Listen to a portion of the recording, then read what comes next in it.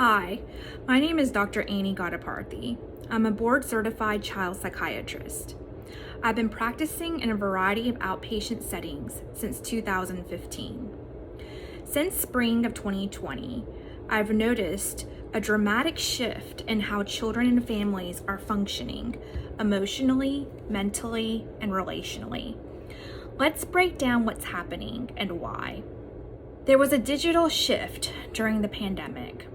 In spring of 2020, I encouraged families to stay connected however they could, through screens, apps, FaceTime, video games. But that digital survival strategy evolved into something deeper and more problematic. From 2020 to the present, I've had certain observations in my private practice.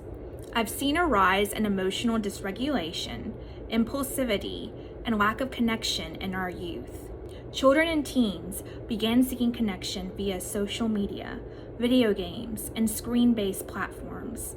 These platforms became emotional crutches, but also created dopamine-driven dependency. What's the science behind it? This is from the Chaos Machine. By 2015, shows and screen-based entertainment were intentionally designed to hijack the brain's reward system.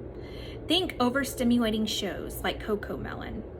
From Dopamine Nation, 20 to 25 minutes of short-form video content leads to the following, and this is exactly what I've witnessed and observed among my children and all the youth I've worked with in my practice.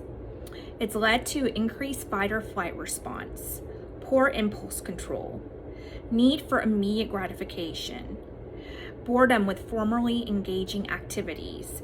So for example, the child may know they have homework they're supposed to do in the evening, but after watching 20 to 25 minutes of short form video content, they may feel apathetic. I don't want to do it. That's boring. And this is what I've seen reflected in clinical settings again and again. The impact on families this has had has been profound. Kids have become overstimulated, parents burned out, leading to increased screen time as a coping strategy. Working families were juggling multiple roles and just exhausted and emotionally depleted. Children absorbed parent stress like sponges, impacting their nervous systems. No matter how hard parents try to, hide it, we're all human at the end of the day.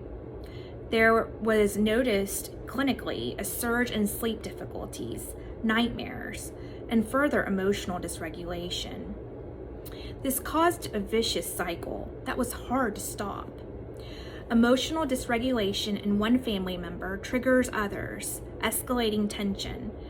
Many families face separation or divorce due to the mental load of daily life. Tech-fueled individualism replaced community connection. The following are patterns I've observed in upper and middle class families. There was less home cooking, more processed food, more eating out, fewer family meals, fewer family dinner time without screens or tech, blurred household boundaries. School behavior, teachers may report, looks fine, the kid's fine, but home life was tense and emotionally raw. Kind of like a World War III or something, just really, really intense. Also, I observed cultural shifts in general, and this is in the past 10, 15 years. Activities like sports have become increasingly more competitive. They are no longer just outlets to let out stress or to engage in fun team play, but performance-driven. Kids now idolize superficial, materialistic lifestyles via YouTube, short-form content. A lot of kids watched content on YouTube and were influenced by seeing people in the world who are the best at a variety of things, and this caused this cycle of many kids not even wanting to try certain sports and such because they were afraid of not being good enough, perfect enough, and so on. It led to perfectionism, paralysis, anxiety, and emotional outbursts. It led to the issue of having too many choices and paralysis of making a decision and being stuck, and then just being emotionally drained by that and not getting out of the cycle.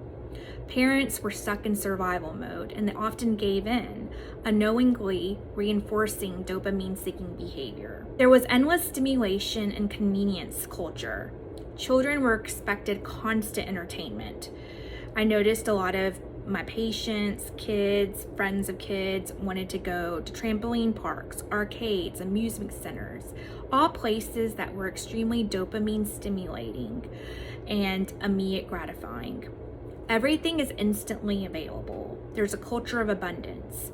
Food, drugs, entertainment, relationships. There's even a dark web many teenagers and kids in their late 20s were telling me about, where it was easy to get knowledge about certain, say, psychedelics or certain types of drugs that were talked about openly on a variety of podcasts and such, as if, oh my goodness, this is a game changer, a life-changing thing, but people not realizing what audience targets that were listening to this. And I witnessed a lot of things with teens in late teens, early 20s, who are super smart, but who were really struggling with regulating their nervous system and were seeking to self-medicate. It creates a false sense of abundance and deeper emotional emptiness and void. There was also a youth identity crisis. Teens and 20-somethings entered a pause of the real world during COVID, questioned everything, including gender roles, religion, education. It is a healthy exploration, but also can lead to paralysis and identity confusion. The first time I saw teens refusing to attend places of worship, disillusioned with societal systems in my practice. And like I said, I've been practicing outpatient since 2015, but I've also been working with kids and adolescents since 2013. Social media's matrix. We only started to see the filtered highlights, which led to increased jealousy, inferiority complex, and isolation. This distorted view creates a negative self-image and a spiral of anxiety. People forgot to eat, sleep, care for themselves, and became disconnected with their own bodies. I even saw young children who were disconnected and saw cases where kids were forgetting to eat lunch or dinner without prompts, or not realizing they needed to use the restroom, or suffered from enuresis or encoparesis. There also was a breakdown of routine and responsibility. Many youth lacked structure and struggled with schoolwork and chores, and felt very ambivalent about responsibility, already drained and depleted by school demands, and homework responsibilities. But they also were depleted by their peers who may also be struggling in the home setting and had up various walls, defenses that they could sense and seek, especially those who were empathic. Parents often swung between anger and guilt and was very difficult to navigate. And I can personally relate to this, being a working parent and mom, where you already have one shift where you're already, in a helping profession and you're depleted, talking to others, which again, that's just a part of the job.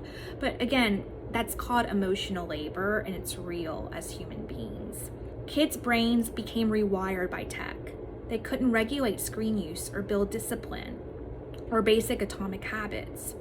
Parents were getting on to them, thinking, oh, well, when I was growing up, we did the work and then we get the reward, or, put on your bootstraps and such. But it was impossible. See, we created a system that is not meant to be able to be handled by kids' growing frontal lobe and maturing brain. Also, there became more teen individuation and parental pressure. Adolescence is a time when one is trying to form identity and self-worth. Erik Erikson describes it as a time of identity versus role confusion, which is a healthy thing. But think about it. We usually go about navigating this through extracurricular activities and through interactions with other peers. And we learn daily by making mistakes, by learning about morals, values, character development, and those type of things. And this became something that was extremely stunted in these kids from 2020 to 2024 or so, and including those that were intentional about trying to keep their kids in a bubble, but that bubble is small and it's very controlled. It's not the real world. It's not realistic. It doesn't have the real problems or the tendencies to want to build and cultivate that grit and resilience. Also, there was a lot of pressure from not only tech, but parental pressure, often stemming from unresolved trauma, which interferes. Mentorship and community support are more important than ever, but they're in extremely short supply. In fact, I've had some male patients who don't have figures of extended family. They have both working parents, no community of church community or supports, and even my husband has had to play that mentorship role in the past few months, which has been so critical for these kids.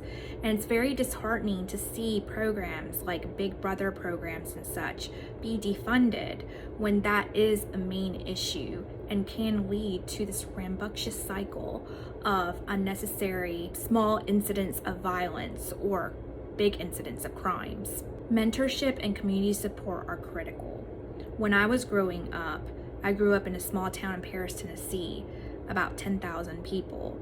And I remember that my parents intentionally raised me there. I was the youngest of two, but in an environment from first grade through high school when I graduated, where it was a small Christian town, largely Christian, but also had small town morals and values. Now, we did have the internet. I did have AOL Instant Messenger in the late 90s, but I kept in touch with my cousins. I kept in touch with people maybe I met at Governor's School of Humanities, various things. But during the school year, I felt largely accepted, even though I was the only Indian kid in that town, for who I was. Once people got to know me, there was acceptance, and there was just such a sense of connection and community. Am I saying cliques weren't prevalent then? Sure, they were, but there was definitely decreased incidents of bullying and name calling, and there was much more respect and dignity and accountability. What is the cost of emotional depletion? When one is emotionally depleted, we go into fight or flight mode and conserve our energy. This makes us less empathic, less inclined to form community because we're worried about meeting our own basic needs of survival. But the antidote to isolation is connection.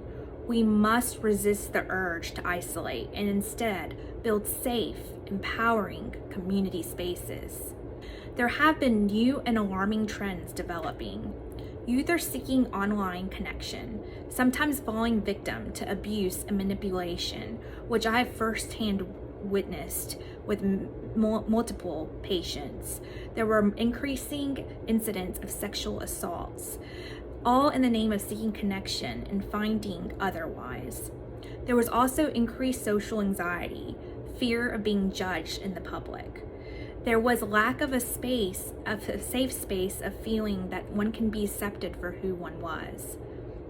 I also saw that among my patients, those that were involved in youth groups, it didn't matter what faith, Jewish, Catholic, Christian, whatever, but they were more likely to have good mental health if they met up once or twice a week. What did those groups have in common? They were about 5 to 6 people at minimum that was, in a community setting. There was a moral compass. There was a feeling of safety and connectedness. Also, during this time period of the past 5 years, I've seen a surge in body dysmorphia and eating disorders among young males. There have been a misuse of medications, steroid abuse, influenced by online fitness figures. I've also seen a lot of medical issues, deficiencies like iron, B12, vitamin D deficiencies, or also patients were being seen by physicians, but they were burned out, and so they were only focusing on common things and not paying attention to the more of the details due to burnout. And again, we're all human beings. Basically, what's important to know is at the end of the day, doesn't matter if we're introverted, whatever, extroverted, we're social emotional creatures wired for connection, not constant stimulation. The breakdown we're seeing isn't about bad parenting or bad kids. It's a systems level issue. What we need more of is more community, more mentorship, more honest conversations, and most importantly, we need more compassion. COVID was a medical pandemic, no doubt about it. But in my practice, what I have seen from the implications of that long term has been a breakdown of social emotional well-being. It has resulted in barriers. It has resulted in a community that is lacking connection and a gradual need of wanting to be connected. But again, COVID has been a collective trauma. It has been, whether one wants to believe it or not. In my childhood, I never had a pandemic that caused my life to be on halted and paused, where I questioned, why do we go from second grade to third grade, from third grade to fourth grade? Why is it that I have to go to church if my parents go to church? These are all things that have caused societal breakdown.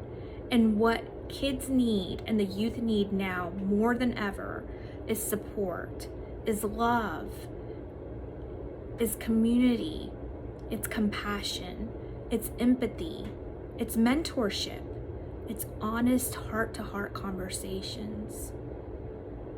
Let's work to rebuild what's been broken. One connection at a time is all it takes.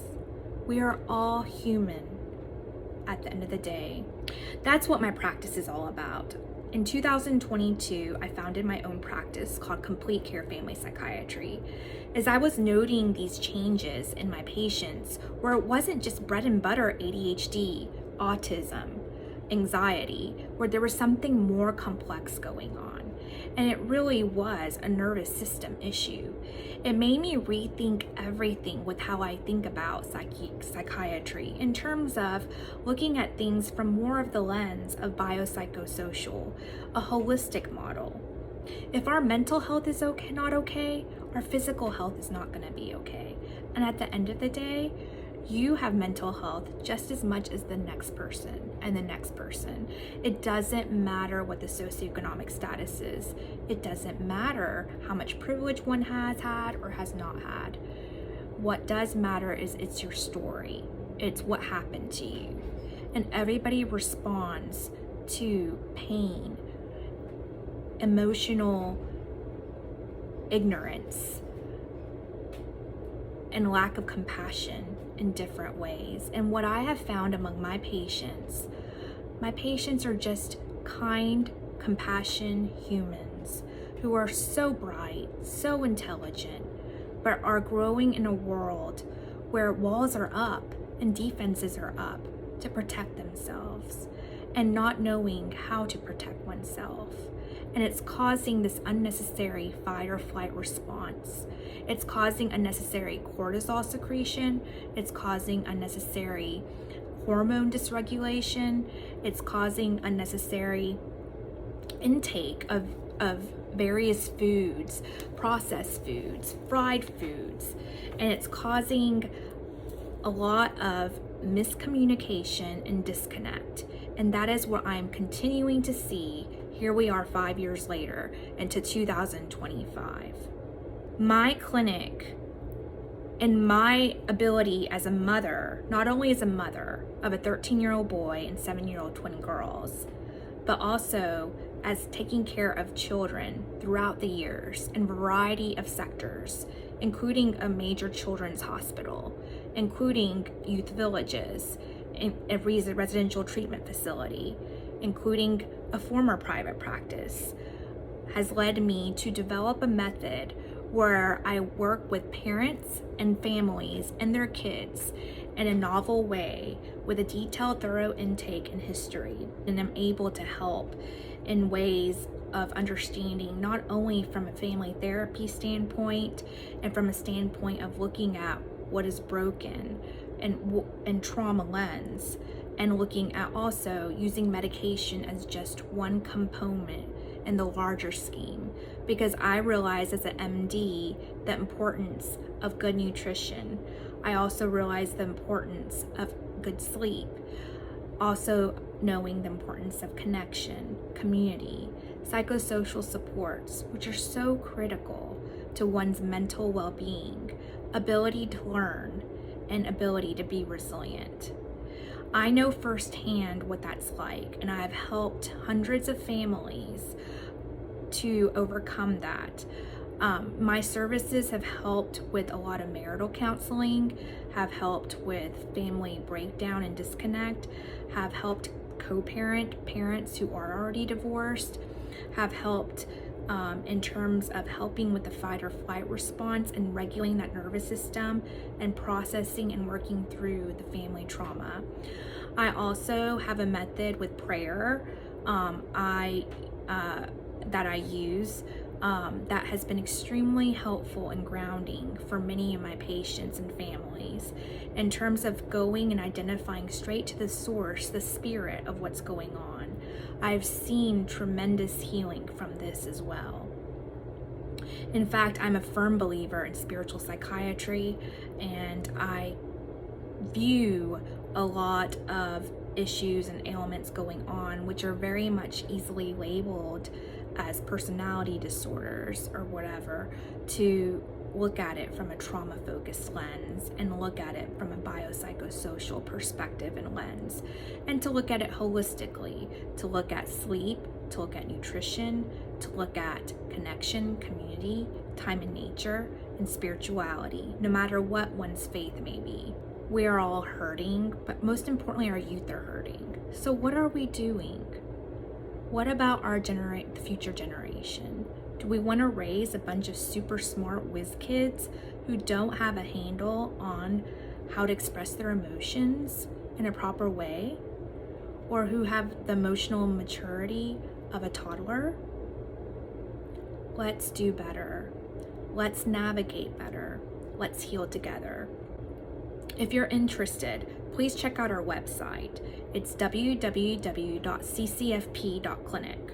Again, it's www.ccfp.clinic. Also, you can call us. Our phone number is 901-206-4495. Our nurse, Katie, is happy to help set up an appointment. We have an excellent nurse practitioner on staff too. I am in Memphis, Tennessee. I'm licensed now in Tennessee and Arkansas, and I'm working on getting a compact license where I can be licensed in a lot of other states as well. But if you're looking for a one-stop shop from a board-certified adult and child psychiatrist who's been outpatient practice for over 13 years and has changed how I practice intentionally to a way that serves the needs of today's youth, you're not going to find this at a standard academic center. In fact, I was at a conference a few months ago, and the president of the American Academy of Child Psychiatry, Tammy Benton, she saw my business card for Complete Care Family Psychiatry. She pulled me aside and she said, "This is exactly what our youth need. We need to bring the village to the community. We need the children to have their village." She comes from UPenn, the Children's Hospital of Philadelphia. I can't agree more. And here we have it, right here. So please, do yourself, your family a favor, and get the help and healing you need with the latest evidence-based approaches. Thank you so much, and have a blessed day.